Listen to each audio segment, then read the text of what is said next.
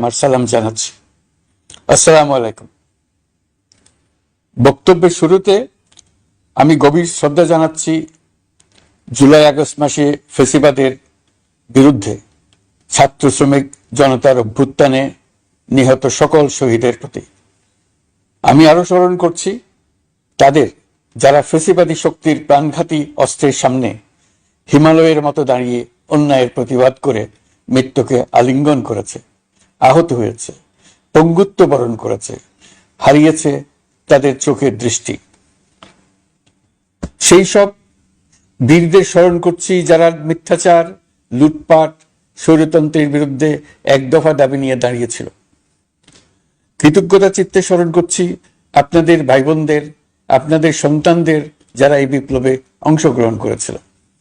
প্রিয় দেশবাসী, আমি আগেও জানিয়েছি, আবারও জানাচ্ছি, গণ অভ্যুত্থানে সকল শহীদের পরিবারকে পুনর্বাসন করা হবে। সকল আহত শিক্ষার্থী, শ্রমিক জনতার চিকিৎসার সম্পূর্ণ ব্যয় সরকার বহন করবে। আহতদের দীর্ঘমেয়াদী এবং ব্যয়বহুল চিকিৎসা এবং শহীদদের পরিবারের দেখাশোনার জন্য স্বাস্থ্য মন্ত্রণালয়ের নেতৃত্বে একটি পূর্ণাঙ্গ তালিকা প্রস্তুত করা হয়েছে। এখন এই নতুন তথ্য পাওয়ার ভিত্তিতে এই তালিকা হালনাগাদ করা হতে থাকবে। গণ অভ্যুত্থানের শহীদদের স্মৃতি ধরে রাখতে সরকার তার যাত্রা লগ্নে জুলাই গণহত্যা স্মৃতি ফাউন্ডেশন নামে একটি ফাউন্ডেশন প্রতিষ্ঠার উদ্যোগ নেয়। এখন সেই ফাউন্ডেশন তৈরি হয়েছে। সকল শহীদ পরিবার এবং আহতদের সর্বোত্তম চিকিৎসা সহ তাদের পরিবারের সম্পূর্ণ দায়িত্ব এই ফাউন্ডেশন গ্রহণ করছে। এই ফাউন্ডেশনে দান করার জন্য দেশের সকল মানুষ এবং বিদেশে অবস্থানরত বাংলাদেশিদের আমরা আহ্বান জানাচ্ছি। গত মাসে কুমিল্লা, নোয়াখালী, সিলেট অঞ্চলে আকস্মিক বন্যা এসব এলাকার মানুষকে হতভম্ব করে দিয়েছে। এখানে বেশিরভাগ এলাকায় কোনোদিন বন্যা হয়নি। তারা বন্যা মোকাবেলা করে অভ্যস্ত নন। দেশপ্রেমিক সশস্ত্র বাহিনী তাৎক্ষণিকভাবে বন্যা আক্রান্ত সবাইকে রক্ষার জন্য এগিয়ে আসে। সেনা, নৌ এবং বিমান বাহিনী পরস্পরের সঙ্গে সমন্বয় করে একযোগে কাজে নেমে পড়ার ফলে মানুষের দুর্ভোগ কম হয়েছে। এর পরপরই এনজিও এবং সাধারণ মানুষ দেশের সকল অঞ্চল থেকে দলে দলে এগিয়ে এসছে। আমি বিশেষ করে দেশপ্রেমিক সেনাবাহিনীকে আবারও ধন্যবাদ জানাচ্ছি। দেশের সকল দুর্যোগকালে তারা সবসময় আন্তরিকভাবে এগিয়ে এসছে। বিশেষ করে বন্যা ও শান্তি শৃঙ্খলা রক্ষার কাজে তাদের সৈনিক এবং অফিসাররা দিনের পর দিন যেভাবে দায়িত্ব পালন করেছে তার কোনো তুলনা হয় না। জনজীবনে স্বস্তি ও আত্মবিশ্বাস প্রতিষ্ঠায় তাদের ভূমিকা অনন্য। বাংলাদেশ সশস্ত্র বাহিনীর সকল সদস্যকে আমি ধন্যবাদ জানাই তাদের সততা, ত্যাগ ও অসীম দেশপ্রেমের জন্য। দেশের স্বাধীনতা সংগ্রাম থেকে শুরু করে বন্যা, খরা, ঝড়, বৃষ্টি, ঘূর্ণিঝড়, সকল প্রাকৃতিক দুর্যোগে আপনারা সকলের শেষ ভরসার স্থান। দেশের প্রতিটি ক্রান্তি লগ্নে আপনারা দেশের মানুষের পাশে থেকেছেন। দেশের স্বাধীনতার পক্ষে, সার্বভৌমত্বের পক্ষে অবস্থান নিয়েছেন। দেশ গঠনে আপনারা সবার আগে এগিয়ে এসছেন। বিগত জুলাই হতে শুরু হওয়া গণ অভ্যুত্থান, বন্যা নিরাপত্তা প্রদান, অস্ত্র উদ্ধার সহ সকল কার্যক্রমে আপনারা সফলভাবে দিনরাত কাজ করে যাচ্ছেন। সরকার ও জনগণের পক্ষ থেকে আমি আপনাদের প্রতি কৃতজ্ঞতা জানাচ্ছি। বন্যা আমাদের জনজীবনে আরেকটি দিক উন্মোচন করল। দেশের সকল জায়গায় মানুষের সক্রিয় সহানুভূতির জোয়ার উঠেছিল অবিশ্বাস্য মাত্রায়। ব্যবসায়ী, অর্থবান ব্যক্তিরা যেমন তাদের অর্থ নিয়ে স্বতঃস্ফূর্তভাবে এগিয়ে এসেছিল, তেমনি দেশের বিভিন্ন প্রান্তের সাধারণ মানুষ, স্কুল, কলেজ, বিশ্ববিদ্যালয়ের ছেলেমেয়েরা জোয়ারের ঢলের মতো যার যার সামর্থ্য নিয়ে এগিয়ে এসছে। অনেকেই ছুটে গেছে বন্যার্তদের সহযোগিতা করার জন্য। এনজিওরা বিভিন্ন জায়গা থেকে ছুটে গেছে তাদের সহায়তা নিয়ে। তাদের কাজে অনুপ্রাণিত হয়ে আমি এনজিও নেতাদের সঙ্গে বৈঠক করেছি কিভাবে সরকার তাদের কাজের সঙ্গে সরকারের উদ্যোগকে সমন্বিত করতে পারে, সেটার কাঠামো তৈরি করে দেওয়ার জন্য।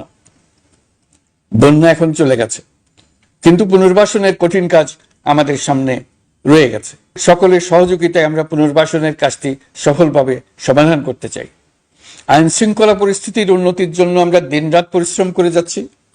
যে সমস্ত ভাই বোনেরা তাদের গত 16 বছরের বেদনা জানিয়ে তার প্রতিকার পাওয়ার জন্য আমার অফিস এবং সচিবালয়ের অফিস সমূহের সামনে প্রতিদিন ঘেরাও কর্মসূচি দিয়ে আমাদের কাজকর্ম ব্যাহত করছিলেন, তারা আমার আহ্বানে সাড়া দিয়ে ঘেরাও কর্মসূচির থেকে বিরত হয়েছেন বটে, তবে অন্যত্র আবার তারা তাদের কর্মসূচি দিয়ে যাতায়াতে ব্যাঘাত সৃষ্টি করছেন।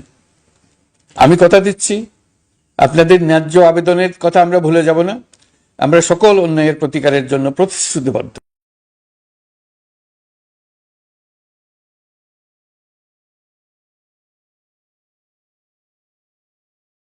যাতায়াতে ব্যাঘাত সৃষ্টি থেকে বিরত থাকুন, জাতি আপনাদের প্রতি কৃতজ্ঞ থাকবে। তৈরি পোশাক, ওষুধ শিল্প, এইসব এলাকায় শ্রমিক ভাই বোনেরা তাদের অভিযোগ জানানোর জন্য ক্রমাগতভাবে এই শিল্পের কার্যক্রম পরিচালনা বন্ধ রাখতে বাধ্য করছেন। এটা আমাদের অর্থনীতিতে যে নেতিবাচক প্রভাব ফেলবে সেটা মোটেই কাম্য নয়। এমনিতেই ছাত্র শ্রমিক জনতার বিপ্লবের পর যে অর্থনীতি আমরা পেয়েছি সেটা নিয়ম নীতিবিহীন দ্রুত ক্ষীয়মান একটা অর্থনীতি। প্রাতিষ্ঠানিক কাঠামো প্রায় ধ্বংসপ্রাপ্ত, বৈদেশিক মুদ্রার রিজার্ভ তলানিতে গিয়ে ঠেকেছে। আমরা এই অর্থনীতিতে প্রাণ সঞ্চারের চেষ্টা করছি, আমাদের উদ্যোগে সাড়াও পাচ্ছি। ঠিক এই সময়ে আমাদের শিল্প কারখানাগুলো বন্ধ হয়ে যাক, অকার্যকর হয়ে যাক, এটা আমাদের অর্থনীতিতে বিরাট আঘাত পড়বে। সেটা কিছুতেই আমাদের কাম্য হতে পারে না। শ্রমিক ভাই বোনদের অনেক দুঃখ আছে, কিন্তু সেই দুঃখ প্রকাশ করতে গিয়ে আপনাদের মূল জীবিকা বন্ধ হওয়ার উপক্রম হলে সেটা ঠিক হবে না। দেশের অর্থনীতি ধ্বংসপ্রাপ্ত হলে সেটা ঠিক হবে না। শ্রমিক মালিক উভয়ের পক্ষে আলোচনা করে এসব সমস্যার সমাধান আমরা অবশ্যই বের করব। আপনারা কারখানা খোলা রাখুন, অর্থনীতির চাকা সচল রাখুন, দেশের অর্থনীতিকে সোজা হয়ে দাঁড়াতে দিন। আমরা আপনাদের সমস্যার স্থায়ী সমাধান বের করার জন্য সর্বশক্তি প্রয়োগ করব। মালিক পক্ষের কাছে আমাদের আবেদন, আপনারা শ্রমিকদের সঙ্গে বোঝাপড়া করুন, কারখানা সচল রাখুন, অর্থনীতির দুর্বল স্বাস্থ্যকে সবল করে তুলুন। ওষুধ শিল্প এবং তৈরি পোশাক শিল্প দেশের গৌরব। এর মাধ্যমে আমাদের শ্রমিক ভাই বোনেরা তাদের কর্মকুশলতা বিশ্বকে মুগ্ধ করেছে। এর সাফল্য এখন থমকে আছে। আমরা এই দুই শিল্পকে তাদের সম্ভাব্য শীর্ষে নিয়ে যেতে চাই। দুর্বল করার তো প্রশ্নই ওঠে না। এই দুই শিল্পের কোথায় কোথায় বাধা আছে, সমস্যা আছে, সেগুলো চিহ্নিত করে তাকে বাধামুক্ত করতে চাই। আমরা বিদেশি ক্রেতাদের একত্রিত করে তাদের সহযোগিতা চাইব, যেন বাংলাদেশের এই শিল্প দুটি বিশ্বের অন্যান্য দেশের চাইতে বেশি আস্থাযোগ্য হয়ে গড়ে উঠতে পারে। সবকিছুই সম্ভব যদি আমরা শ্রমিক মালিক সম্পর্কটা একটা নির্ভরযোগ্য, আনন্দদায়ক করে গড়ে তুলতে পারি। আমাদের সরকারের প্রথম মাস কাটল, দ্বিতীয় মাস থেকে আমরা নতুন বাংলাদেশ গড়ার ভিত্তি হিসেবে নতুন শ্রমিক মালিক সম্পর্কের সূচনা করতে চাই। এটা দেশের সবার কাম্য। দেশের নতুন প্রজন্ম নির্ভয়ে যেন তাদের ভবিষ্যৎ নিয়ে এগিয়ে যেতে পারে, আমরা সেই লক্ষ্যে কাজ করছি। আমাদের দায়িত্ব অনেক। ন্যায়ভিত্তিক একটা সমাজ গড়ে তোলার জন্য একসাথে অনেকগুলো কাজ আমাদের হাত দিতে হবে। 1 জুলাই থেকে 5 আগস্ট পর্যন্ত ছাত্র জনতার গণ আন্দোলনকে দমন করতে যেসব ফৌজদারি মামলা দায়ের করা হয়েছিল, এর মধ্যে হত্যা মামলা ছাড়া বাকি প্রায় সকল মামলা প্রত্যাহার করা হয়েছে। এইসব মামলায় গ্রেফতারকৃত সকলে মুক্তি পেয়েছে। দায়িত্ব গ্রহণের শুরুতেই অন্তর্বর্তীকালীন সরকার বিচার বিভাগের বড় সংস্কারের কাজে হাত দিয়েছে। যোগ্যতম ব্যক্তিকে প্রধান বিচারপতি নিয়োগ দেওয়াতে মানুষের মনে নতুন আশার সঞ্চার হয়েছে। আপিল বিভাগের বিচারপতি নিয়োগ, অ্যাটর্নি জেনারেল নিয়োগ এবং অন্যান্য নিয়োগগুলি অতি গুরুত্বপূর্ণ নিয়োগ, যেগুলো সবকটাই সম্পন্ন হয়েছে। সন্ত্রাস দমন আইন ও ডিজিটাল সাইবার নিরাপত্তা আইনে দায়েরকৃত মিথ্যা হয়রানিমূলক মামলাগুলো প্রত্যাহার করা হচ্ছে। সাইবার নিরাপত্তা আইন সহ বাংলাদেশে বিদ্যমান সকল কালো আইনের তালিকা করা হয়েছে। অতি সত্বর এই সকল কালো আইন বাতিল ও প্রযোজ্য ক্ষেত্রে সংশোধন করা হবে। সাংবাদিক সাগর রনি হত্যাকাণ্ড সহ বহুল আলোচিত 5টি হত্যাকাণ্ডের তদন্ত ও বিচার অগ্রাধিকার ভিত্তিতে ও দ্রুততম সময়ে নিষ্পত্তির জন্য সহায়তা প্রদান করা হচ্ছে। সম্প্রতি আমরা বলপূর্বক গুম থেকে সকল ব্যক্তির সুরক্ষার জন্য আন্তর্জাতিক কনভেনশনের সনদে স্বাক্ষর করেছি। ফলে স্বৈরাচার দ্বারা প্রতিষ্ঠিত গুম সংস্কৃতির সমাপ্তি ঘটানোর জন্য আন্তর্জাতিকভাবে আমরা প্রতিজ্ঞাবদ্ধ হলাম। এছাড়া আমরা ফেসিবাদ শাসনের বছরে গুমের প্রতিটি ঘটনা তদন্ত করার জন্য পৃথক একটা কমিশন গঠন করছি। যেসব পরিবার তাদের নিখোঁজ পিতা, স্বামী, পুত্র এবং ভাইদের পাওয়ার জন্য বছরের পর বছর যন্ত্রণার সাথে অপেক্ষা করছেন, আমরা আপনাদের বেদনায় সমব্যথী। আয়নাঘরগুলো বন্ধ করে দেওয়া হয়েছে এবং সেই সাথে বের হয়ে আসছে ফ্যাসিস্ট হাসিনা সরকারের গুমের শিকার ভাই বোনদের কষ্ট ও যন্ত্রণা গাথা। আমাদের তরুণ প্রজন্মের ভবিষ্যৎ যেন উজ্জ্বল হয়, সেটা নিশ্চিত করতে শিক্ষা ব্যবস্থার দিকে আমাদের পূর্ণ নজর রয়েছে। ইতিমধ্যে প্রথম শ্রেণী থেকে দ্বাদশ শ্রেণী পর্যন্ত বর্তমানের ত্রুটিপূর্ণ শিক্ষাক্রম পরিবর্তন করা হয়েছে। বই সংশোধন ও পরিমার্জনের কাজ শেষ পর্যায়ে আছে। এই সংস্কারের কাজ অব্যাহত থাকবে। বিশ্ববিদ্যালয় সমূহের উচ্চ প্রশাসনিক পদগুলো পূরণ করে শিক্ষা কার্যক্রম স্বাভাবিক করার কাজ দ্রুত গতিতে এগিয়ে চলেছে। বেসরকারি শিক্ষা প্রতিষ্ঠানগুলোর পরিচালনা বোর্ডে দখলদারিত্বের রাজনীতি বন্ধ করার ব্যবস্থাও নেওয়া হয়েছে। আপনারা নিশ্চয় লক্ষ্য করেছেন, আমাদের প্রথম মাসে দেশের প্রায় সকল বিশ্ববিদ্যালয়ের উপাচার্য এবং উপাচার্য মহোদয়গণ পদত্যাগ করেছেন। উচ্চশিক্ষার ক্ষেত্রে এটা বিরাট শূন্যতার সৃষ্টি করেছে। প্রথম মাসে আমরা ক্রমাগতভাবে প্রতিটি বিশ্ববিদ্যালয়ে সবার কাছে গ্রহণযোগ্য এমন উপাচার্য এবং উপাচার্য নিয়োগ দেওয়ার কাজ শুরু করেছে।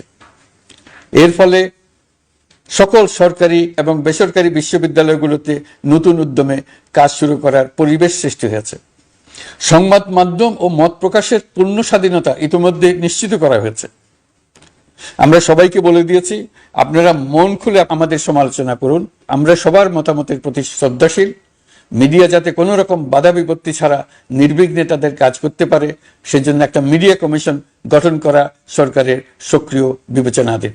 আরও যেসব কমিশন সরকার সহ অন্য সবাইকে জবাবদিহিতার আওতায় আনতে পারে, আমরা তাদের পুনর্গঠন ও সংস্কারের উদ্যোগ নিয়েছি, যাতে তারা আরও শক্তিশালী হয়, জনকল্যাণে কাজ করে। দায়িত্ব গ্রহণের পর বিভিন্ন দেশের সরকার প্রধান টেলিফোনে এবং শুভেচ্ছা বার্তা পাঠিয়ে আমাকে অভিনন্দন জানিয়েছে। বিভিন্ন দেশের রাষ্ট্রদূত এবং হাই কমিশনার বৃন্দ আমার সাথে সাক্ষাৎ করে দ্বিপাক্ষিক সহযোগিতা বৃদ্ধির আশ্বাস দিয়েছেন। আমার অনুরোধে সংযুক্ত আরব আমিরাতের 57 জন বাংলাদেশি যারা ফ্যাসিবাদ বিরোধী বিক্ষোভে অংশগ্রহণ করা বিভিন্ন মেয়াদে কারাদণ্ডে দণ্ডিত হয়েছিলেন, তাদের সাধারণ ক্ষমা ঘোষণা করেছেন সে দেশের সরকার। ইতিমধ্যে তাদের কয়েকজন দেশে ফিরে এসেছেন। এই ক্ষমা প্রদর্শন ছিল অতি বিরল একটি ঘটনা। এই জন্য আমি সংযুক্ত আরব আমিরাতের রাষ্ট্রপতি শেখ মোহাম্মদ বিন জায়েদ আল নাহিয়ানকে ধন্যবাদ ও কৃতজ্ঞতা জানিয়েছি আপনাদের সবার পক্ষ থেকে। যে সমস্ত সরকার প্রধানের সঙ্গে আমার টেলিফোনে যোগাযোগ হয়েছে, তাদের মধ্যে রয়েছেন ভারতের প্রধানমন্ত্রী নরেন্দ্র মোদী, পাকিস্তানের প্রধানমন্ত্রী শাহবাজ শরীফ। আমরা ভারত এবং অন্যান্য প্রতিবেশী রাষ্ট্রসমূহের সঙ্গে সুসম্পর্ক চাই, তবে সেই সম্পর্ক হতে হবে ন্যায্যতা এবং সমতার ভিত্তিতে। ভারতের সাথে আমরা ইতিমধ্যে বন্যা মোকাবেলায় উচ্চ পর্যায়ে দ্বিপাক্ষিক সহযোগিতার আলোচনা শুরু করেছি। দক্ষিণ এশিয়ায় আঞ্চলিক সহযোগিতা বৃদ্ধির লক্ষ্যে আমি সার্ক রাষ্ট্রগোষ্ঠী পুনর্জীবিত করার উদ্যোগ নিয়েছি। আমরা চাই আমাদের দেশ যেন একটি গণতান্ত্রিক দেশ হিসেবে বিশ্বের কাছে সম্মানের সাথে পরিচিত হয়। দেশের পরিকল্পনা যেন দেশের মানুষ কেন্দ্রিক হয়, কোনো নেতা বা দল কেন্দ্রিক না হয়। আমরা স্বৈরাচারী হাসিনা সরকারের অহেতুক কোটি কোটি টাকা ব্যয়ের প্রকল্প বাস্তবায়িত হতে দেখেছি, যেগুলো কখনোই দেশের মানুষের জন্য ছিল না, বরং এর সাথে জড়িত ছিল কুৎসিত আমিত্ব এবং বিশাল আকারের চুরি। চলমান এবং প্রস্তাবিত সকল উন্নয়ন প্রকল্পগুলোর যাচাই বাছাই করার কাজ ইতিমধ্যে আমরা শুরু করেছি। প্রকল্প বাস্তবায়নের পর্যায় বিবেচনা করে বাকি কাজে ব্যয়ের সাশ্রয় এমনকি প্রয়োজন মতে তা বাতিল করার কথা বিবেচনা করা হবে। দেশের মানুষকে আর ফাঁকি দেওয়া চলবে না। কর্মসংস্থান তৈরি করবে এমন প্রকল্পগুলোকে আমরা অগ্রাধিকার দেব। লুটপাট ও পাচার হয়ে যাওয়া অর্থ ফিরিয়ে আনার উদ্যোগ আমরা নিয়েছি। আর্থিক খাতে শৃঙ্খলা ফিরিয়ে আনতে একটা ব্যাংকিং কমিশনও গঠন করার উদ্যোগ নেওয়া হয়েছে। বিভিন্ন ব্যাংকের পরিচালনা পরিষদ পুনর্গঠন করা হয়েছে। ব্যাংকিং খাতে এই এক মাসে বিরাট পরিবর্তন এসেছে, আপনারা নিশ্চয়ই সেটা লক্ষ্য করেছেন।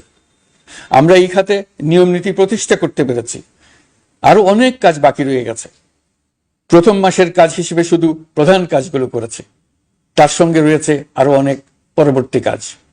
ফ্যাসিবাদী সরকার লুটপাট করার জন্য নতুন করে 60,000 কোটি টাকা ছাপিয়ে বাজারে ছাড়ার কারণে মুদ্রাস্ফীতির শিকার হয়েছে দেশের মানুষ। এই অতুলনীয় মুদ্রাস্ফীতি নিয়ন্ত্রণ, অন্তর্বর্তী সরকারের অন্যতম প্রধান লক্ষ্য।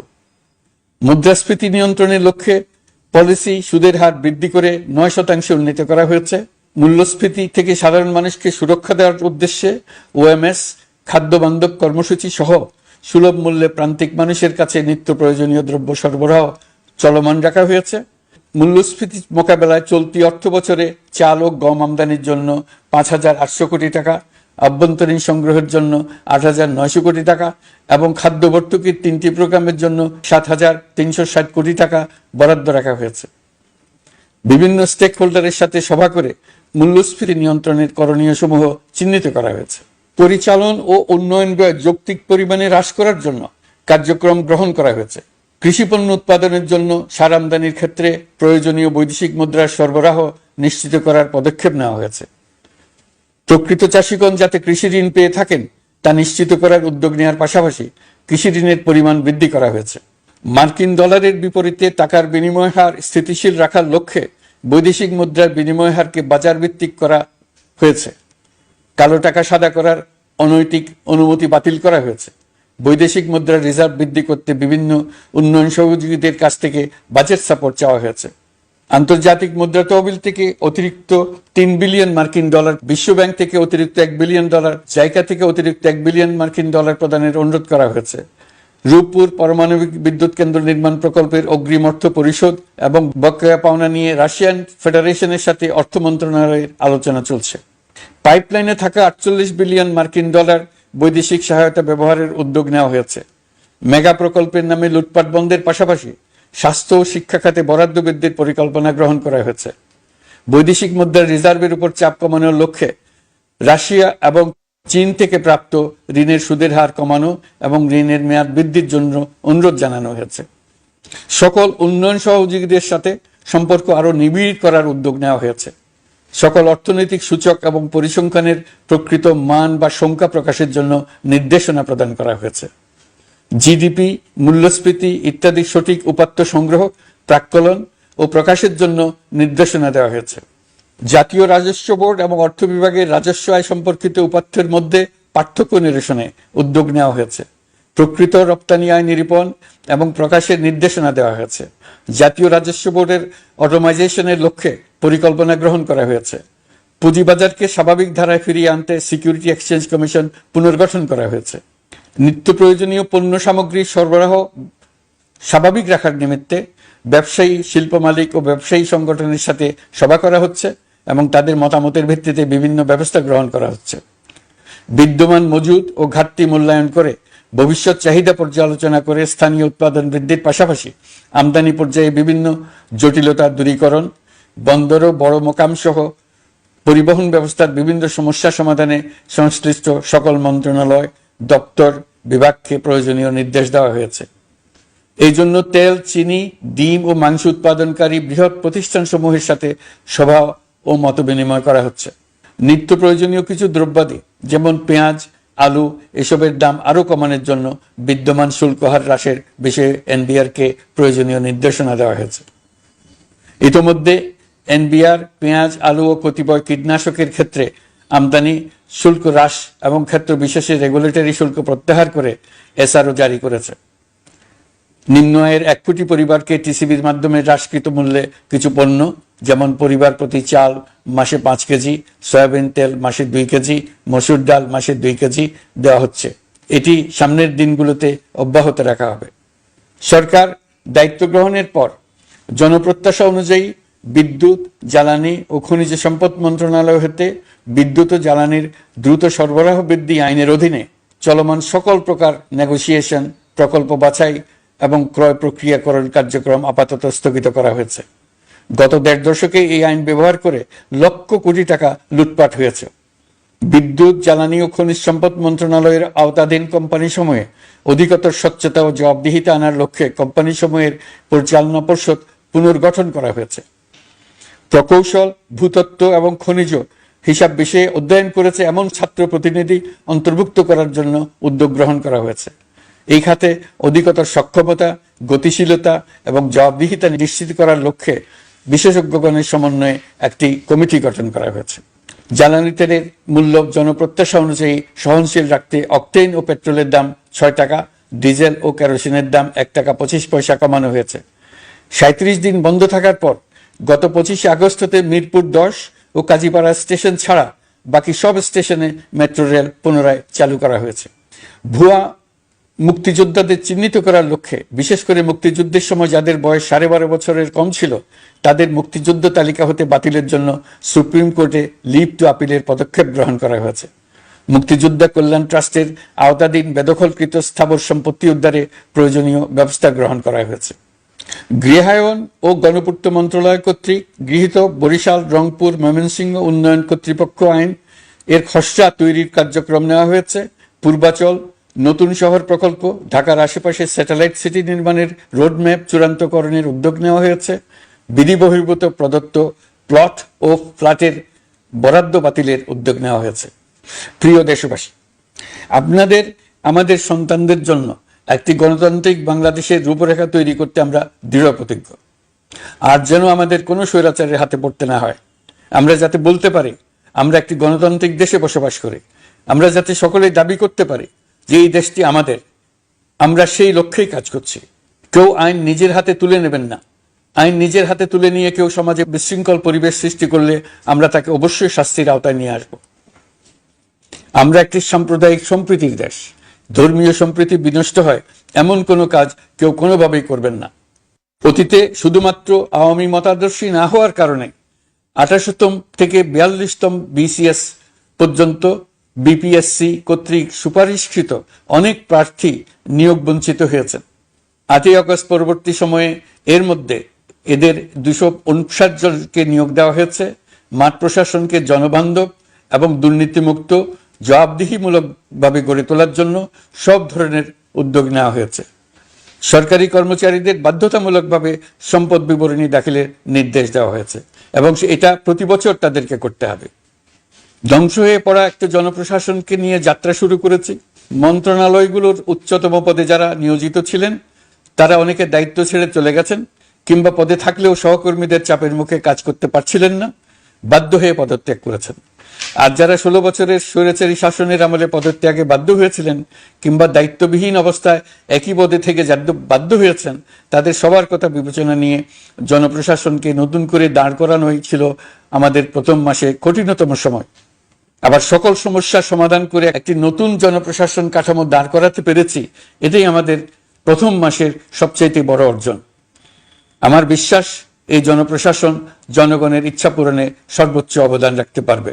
অতি স্বল্প জনবল নিয়ে দাপ্তরিক কার্যক্রম শুরু করা হলেও প্রথম দিকে বিভিন্ন মন্ত্রণালয় ও বিভাগ থেকে পাঠানো বিবিধ প্রস্তাব দ্রুত গতিতে এবং আইনগত সমস্ত বাধ্যবাধকতা মেনে সিদ্ধান্ত নেওয়া হয়েছে। গত 1 মাসে বিভিন্ন মন্ত্রণালয় ও বিভাগ 198টি অতি গুরুত্বপূর্ণ বিষয়ে সিদ্ধান্ত নিয়েছে। জনপ্রশাসনের 135 জন অতিরিক্ত সচিব, 227 জন যুগ্ম সচিব এবং 120 জন উপসচিবকে পদোন্নতি প্রদান করা হয়েছে। 59টি জেলার জেলা প্রশাসককে প্রত্যাহার করা হয়েছে এবং নতুন 59 জন জেলা প্রশাসককে নিয়োগ দেওয়া হয়েছে। 67 জন কর্মকর্তার চুক্তিভিত্তিক নিয়োগ বাতিল করা হয়েছে। 10 জন যুগ্ম সচিব, 8 জন অতিরিক্ত সচিব, 6 জন সচিবকে ওএসডি করা হয়েছে। বাংলাদেশ পুলিশের 80 জন ডিআইজি, 30 জন পুলিশ সুপার সহ 110 জনকে পদোন্নতি প্রদান করা হয়েছে। 1 জন ডিআইজি, 1 জন এডিশনাল ডিআইজি, 4 জন পুলিশ সুপারকে চাকরিতে পুনর্বহাল করা হয়েছে। আইজিপি সহ 10 জন অতিরিক্ত আইজি, 88 জন ডিআইজি, 21 জন এডিশনাল ডিআইজি, 177 জন পুলিশ সুপার সহ মোট 297 জন কর্মকর্তাকে বদলি করা হয়েছে। ছাত্র শ্রমিক জনতার বিপ্লবের মূল লক্ষ্য ছিল গণভবন। এটা ছিল স্বৈরাচারের কেন্দ্রবিন্দু। এই সরকার বিপ্লবের প্রতি সম্মান দেখিয়ে গণভবনকে বিপ্লবের জাদুঘর হিসেবে ঘোষণা দিয়েছে। ছাত্র জনতার ক্ষোভকে স্থায়ীভাবে তুলে ধরার জন্য গণভবনের আর কোনো সংস্কার করা হবে না।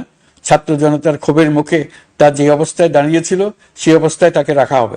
যেসব মূল্যবান সামগ্রী জনতা নিয়ে গিয়েছিল সেগুলো অনেক ফেরত দিয়ে গেছেন। যারা নিয়ে গিয়েছেন তারা নিজেরাই ফেরত দিয়ে গেছেন। তাদের আমরা দেশবাসীর পক্ষ থেকে ধন্যবাদ জানাচ্ছি। আরো কিছু জিনিস পাওয়া যায়নি, যারা নিয়ে গেছেন তাদের কাছে আমাদের অনুরোধ থাকবে তারা যেন এইসব সামগ্রী ফেরত দিয়ে যান। আমরা উল্লেখ করব এইসব বিক্ষুব্ধ জনতা নিয়ে গিয়েছিল, কিন্তু বিজয়ের পর তারা আবার জাদুঘরের প্রতি সম্মান দেখিয়ে এগুলো ফেরত দিয়ে গিয়েছেন। আমরা নতুন বাংলাদেশকে একটা পরিবেশ বান্ধব এবং জীববৈচিত্র্যময় দেশ হিসেবে গড়ে তোলার উদ্যোগ নিয়েছি। এটি তরুণদের আকাঙ্ক্ষা, আমাদের সবারই আকাঙ্ক্ষা। সেই লক্ষ্যে আমি প্রথমেই একটি ক্ষুদ্র পদক্ষেপ নিয়েছি। আমার বাসভবন এবং সমগ্র সচিবালয়ে প্লাস্টিকের পানির বোতল ব্যবহার নিষিদ্ধ করেছে। ইতিমধ্যে সুপার শপগুলোতে পলিথিনের শপিং ব্যাগ ব্যবহার বন্ধ করার উদ্যোগ নেওয়া হয়েছে। গত কয়েক দশকে যে পরিমাণ নদী দূষণ হয়েছে, আমরা তা বন্ধ করার উদ্যোগ নিয়েছি। আমরা সংস্কার চাই। আমাদের একান্ত অনুরোধ, আমাদের উপর যে সংস্কারের গুরু দায়িত্ব দিয়েছেন, সেই দায়িত্ব দিয়ে আপনারা দর্শকের গ্যালারিতে চলে যাবেন না। আপনারা আমাদের সঙ্গে থাকুন, আমরা একসঙ্গে সংস্কার করব। এটা আমাদের সবার দায়িত্ব। আপনারা নিজ নিজ জগতে সংস্কার আনুন। একটা জাতির সংস্কার শুধু সরকারের সংস্কার হলে হয় না। আপনি ব্যবসায়ী হলে আপনার ব্যবসায়ী সংস্কার আনুন। ব্যবসায়ী গোষ্ঠীরা তাদের নিজ নিজ সমিতির মাধ্যমে সংস্কার আনুন। সমিতিতে সংস্কার আনুন। নতুন করে সমিতি গঠনতন্ত্র সংশোধন করুন। আপনি শ্রমিক হলে আপনার ক্ষেত্রে আপনি সংস্কার করুন। আপনি রাজনৈতিক নেতাকর্মী হলে আপনার ক্ষেত্রে সংস্কার করুন। আপনি প্রতিষ্ঠান প্রধান হলে আপনার প্রতিষ্ঠানে সংস্কার আনুন। আমি এটাকে সুযোগ হিসেবে গ্রহণ করার জন্য সবাইকে আহ্বান জানাচ্ছি। এই সংস্কারের মাধ্যমে আমরা জাতি হিসেবে নতুনভাবে যাত্রা শুরু করতে চাই। আমাদের এই যাত্রা আমাদেরকে পৃথিবীর একটা সম্মানিত জাতি হিসেবে প্রতিষ্ঠিত করুক। এটাই আমাদের সবার কাম্য, এটাই আমাদের সবার লক্ষ্য। গত এক মাসে আমি বেশ কিছু রাজনৈতিক দলের সঙ্গে পৃথকভাবে বসছি, তাদের সঙ্গে মতামত বিনিময় করেছি। তারা আমাদের উৎসাহিত করেছেন, ছাত্র শ্রমিক জনতার বিপ্লবের লক্ষ্যের প্রতি সমর্থন জানিয়েছেন, সংস্কারের কাজে পূর্ণ সহযোগিতার দেওয়ার আশ্বাস দিয়েছেন। আমি দেশের বিশিষ্ট সম্পাদক বৃন্দের সঙ্গে মত বিনিময় করেছি, তারাও সংস্কারের কাজে পূর্ণ সহযোগিতা দেওয়ার আশ্বাস দিয়েছেন। তারা বিভিন্ন বিষয়ে মূল্যবান পরামর্শ দিয়েছেন। সবার পরামর্শ নিয়ে এখন আমাদের অগ্রসর হওয়ার পালা। আমি বিশিষ্ট ব্যবসায়ীদের সঙ্গে বৈঠক করেছি, তাদের কাছে আমাদের সরকারের লক্ষ্যগুলো ব্যাখ্যা করেছি, তারাও আমাদের লক্ষ্যের সঙ্গে একমত প্রকাশ করেছেন। আপনারা জানেন, ছাত্র শ্রমিক জনতার ঐতিহাসিক জুলাই গণ অভ্যুত্থানের মুখে এবং হাজারো মানুষের আত্মদানের বিনিময়ে বাংলাদেশে ফ্যাসিস্ট সরকারের পতন হয়েছে। এই গণ অভ্যুত্থানের বার্তা ও আকাঙ্ক্ষা বাস্তবায়নের জন্য একটি অভূতপূর্ব সময় ও সুযোগ আমরা এর মধ্য দিয়ে অর্জন করেছি। এর বাস্তবায়ন তথা বাংলাদেশের ফ্যাসিজম বা স্বৈরতান্ত্রিক শাসন পুনরাবৃত্তির আশঙ্কা রোধ এবং জনমালিকানা ভিত্তিক কল্যাণমুখী জনস্বার্থে নিবেদিত একটি রাষ্ট্র ব্যবস্থা প্রবর্তনের লক্ষ্যে কিছু জাতীয় ভিত্তিক সংস্কার সম্পন্ন করা জরুরি হয়ে পড়েছে। উক্ত সংস্কার ভাবনার অন্যতম কেন্দ্রবিন্দু হচ্ছে সুষ্ঠু নির্বাচন ব্যবস্থা, সুশাসন প্রতিষ্ঠা করা। আমরা যেহেতু জনগণের ভোটাধিকার ও জনগণের মালিকানায় বিশ্বাস করি, সেহেতু নির্বাচন ব্যবস্থার উন্নয়নে আমাদের সংস্কার ভাবনায় গুরুত্ব পেয়েছে অধিক। আমরা মনে করি নির্বাচনের নামে সংখ্যাগরিষ্ঠতার একাধিপত্য ও দুঃশাসন মানুষের উপর চাপিয়ে দেওয়া বা এর মাধ্যমে এক ব্যক্তি বা এক পরিবার বা কোনো গোষ্ঠীর কাছে সকল ক্ষমতা কুক্ষিগত করে রাখার কোনো ক্রমেই গ্রহণযোগ্য নয়। এসব আশঙ্কা রোধ করার জন্য নির্বাচনের সাথে সম্পর্কিত নির্বাচন কমিশন সহ অন্যান্য প্রতিষ্ঠানগুলোর সংস্কারের কথা আমরা ভাবছি। নির্বাচন ব্যবস্থার সাথে সম্পর্কিত প্রতিষ্ঠান হিসেবে পুলিশ প্রশাসন, জনপ্রশাসন, বিচার প্রশাসন, দুর্নীতি দমন কমিশন এই 4টি প্রতিষ্ঠানের সংস্কার করা সুষ্ঠু ও অবাধ নির্বাচনের জন্য অপরিহার্য। এসব প্রতিষ্ঠানের সংস্কার জনমালিকানা ভিত্তিক, জবাবদিহিমূলক এবং কল্যাণমূলক রাষ্ট্র ব্যবস্থা প্রতিষ্ঠায় অবদান রাখবে বলে আমি বিশ্বাস করি। এর পাশাপাশি সমাজের সকল স্তরের মানুষের প্রতিনিধিত্ব ও স্বার্থ নিশ্চিত করার জন্য এবং জুলাই গণ অভ্যুত্থানের বার্তাকে প্রতিফলিত করার জন্য সাংবিধানিক সংস্কারের প্রয়োজন আমরা অনুভব করছি। এসব বিষয়ে সংস্কার করার প্রাথমিক পদক্ষেপ হিসেবে আমরা প্রাথমিকভাবে 6টি কমিশন গঠন করার সিদ্ধান্ত নিয়েছি। এসব কমিশনের কাজ পরিচালনার জন্য বিষয়ভিত্তিক অভিজ্ঞতা বিবেচনা করে 6 জন বিশিষ্ট নাগরিকের নেতৃত্বে এই কমিশনগুলো পরিচালনা করার দায়িত্ব দিয়েছি। এরপর আরো বিভিন্ন বিষয়ে কমিশন গঠন করার প্রক্রিয়া আমরা অব্যাহত রাখব। নির্বাচন ব্যবস্থা সংস্কার কমিশনের প্রধান হিসেবে দায়িত্ব পালন করবেন ডক্টর বদিউল আলম মজুমদার। পুলিশ প্রশাসন সংস্কার কমিশনের প্রধান হিসেবে কাজ করবেন জনাব সরফরাজ চৌধুরী। বিচার বিভাগ সংস্কার কমিশনের প্রধান হিসেবে দায়িত্ব পালন করবেন বিচারপতি শাহ আবু নাঈম মুমিনুর রহমান। দুর্নীতি দমন সংস্কার কমিশনের প্রধান হিসেবে দায়িত্ব পালন করবেন ডক্টর ইফতেখারুজ্জামান। জনপ্রশাসন সংস্কার কমিশনের প্রধান হিসেবে দায়িত্ব পালন করবেন জনাব আব্দুল মুহিত চৌধুরী। সংবিধান সংস্কার কমিশনের প্রধান হিসেবে দায়িত্ব পালন করবেন ডক্টর শাহদিন মালিক। এসব কমিশনের অন্য সদস্যদের নাম কমিশন প্রধানদের সাথে আলোচনা করে ঠিক করা হবে। কমিশনগুলোর আলোচনা ও পরামর্শ সভায় উপদেষ্টা পরিষদের সদস্য, ছাত্র, শ্রমিক জনতা আন্দোলনের প্রতিনিধি, নাগরিক সমাজ ও রাজনৈতিক দলের প্রতিনিধিরা উপস্থিত থাকবেন। পূর্ণাঙ্গভাবে গঠিত হওয়ার পর কমিশন আনুষ্ঠানিকভাবে তাদের কাজ আগামী 1 অক্টোবর থেকে শুরু করতে পারবে বলে আমি আশা করছি, এবং এটি পরবর্তী 3 মাসের মধ্যে সম্পন্ন হবে বলে আমরা ধারণা করছি। কমিশনের রিপোর্টের ভিত্তিতে সরকার পরবর্তী পর্যায়ে প্রধান রাজনৈতিক দলগুলোর সাথে পরামর্শ সভার আয়োজন করবে। চূড়ান্ত পর্যায়ে ছাত্র সমাজ, নাগরিক সমাজ, রাজনৈতিক দলের প্রতিনিধি, সরকারের প্রতিনিধি নিয়ে ব্যাপক ভিত্তিক 3 থেকে 7 দিন ব্যাপী একটি পরামর্শ সভার ভিত্তিতে সংস্কার ভাবনার রূপরেখা চূড়ান্ত করা হবে। এতে এই রূপরেখা কিভাবে বাস্তবায়ন হবে তার একটি ধারণাও দেওয়া হবে। এই আয়োজন জুলাই গণ অভ্যুত্থানের বার্তা বাস্তবায়ন ও রাষ্ট্র পুনর্নির্মাণ তাগিদের ঐক্যবন্ধনে গোটা জাতিকে শক্তিশালী ও আশাবাদী করে তুলবে বলে আমাদের বিশ্বাস। প্রিয় দেশবাসী, আমাদের সামনে অনেক কাজ, সবাই মিলে একই লক্ষ্যে আমরা অগ্রসর হতে চাই। আমাদের মধ্যে, বিশেষ করে আমাদের নতুন প্রজন্মের মধ্যে যে সুপ্ত প্রতিভা লুকিয়ে আছে, সেটা যেন বিনা বাধায় রাষ্ট্রের এবং সমাজের সহযোগিতায় প্রকাশ করতে পারি, সেই সুযোগের কাঠামো তৈরি করতে চাই। সকলে মিলে আমাদের পরিবারের প্রতিটি সদস্যকে, সে ঝাড়ুদার হোক, ছাত্র হোক, শিক্ষক হোক, যে কোনো ধর্মের হোক, সবার সমান অধিকার নিশ্চিত করতে চাই। এই হলো আমাদের সংস্কারের মূল লক্ষ্য। আসুন ছাত্র শ্রমিক জনতার এই বিপ্লবের লক্ষ্যকে আমরা দ্রুত বাস্তবায়ন করি। আমাদের প্রথম মাসে আমরা যে গতিতে, যে উদ্যম নিয়ে কাজ এগিয়ে নিয়ে যাওয়ার কথা চিন্তা করেছিলাম, সেটা হয়তো করতে পারিনি বাস্তব অবস্থার পরিপ্রেক্ষিতে। দেশের আইন শৃঙ্খলা পরিস্থিতি স্বাভাবিক রাখা গেলে আশা করি আমরা আমাদের গতি অনেক বাড়াতে পারবো। এই জন্য দেশের সকল মানুষের কাছে, শিক্ষক, ছাত্রছাত্রী, কৃষক, শ্রমিক, পেশাজীবী, বড় ব্যবসায়ী, ক্ষুদ্র ব্যবসায়ী, দিনমজুর, গৃহিণী, সকলের সহযোগিতা চেয়েছি। আমাদের কাজ বড় কঠিন, কিন্তু জাতি হিসেবে এবার ব্যর্থ হওয়ার কোনো অবকাশ আমাদের নেই। আমাদেরকে সফল হতেই হবে। এই সাফল্য আপনাদের কারণেই আসবে, আপনার সহযোগিতার কারণেই আসবে। আমাদের কাজ হবে আপনার আমার স্বপ্নকে বাস্তবে রূপায়িত করা। এখন আমরা আমাদের 2য় মাস শুরু করছি। আমাদের 2য় মাসে যেন আপনাদের মনে দৃঢ় আস্থা সৃষ্টি করতে পারি, সেই চেষ্টা করে যাব। ধৈর্য ধরুন, এই কথাটি আমি মোটেই আপনাদের বলবো না। আমরা সবাই অধৈর্য হয়ে পড়েছি। এত সব কাজ কখন যে শেষ হবে এটা চিন্তা করে আমরা অধৈর্য হব, কেন হব না? কিন্তু সঠিকভাবে কাজ করব, কাজে কোনো অধৈর্যের চিহ্ন রাখব না। প্রিয় দেশবাসী, দেশের শিশু, কিশোর কিশোরী, তরুণ তরুণী, ছাত্র ছাত্রী, বয়স্ক, বৃদ্ধ, পুরুষ, মহিলা, সবাইকে আবারও আমার সালাম জানাচ্ছি। আসসালামু আলাইকুম। আপনাদের সবাইকে ধন্যবাদ জানাচ্ছি। মহান আল্লাহ আমাদের সকলের সহায় হন।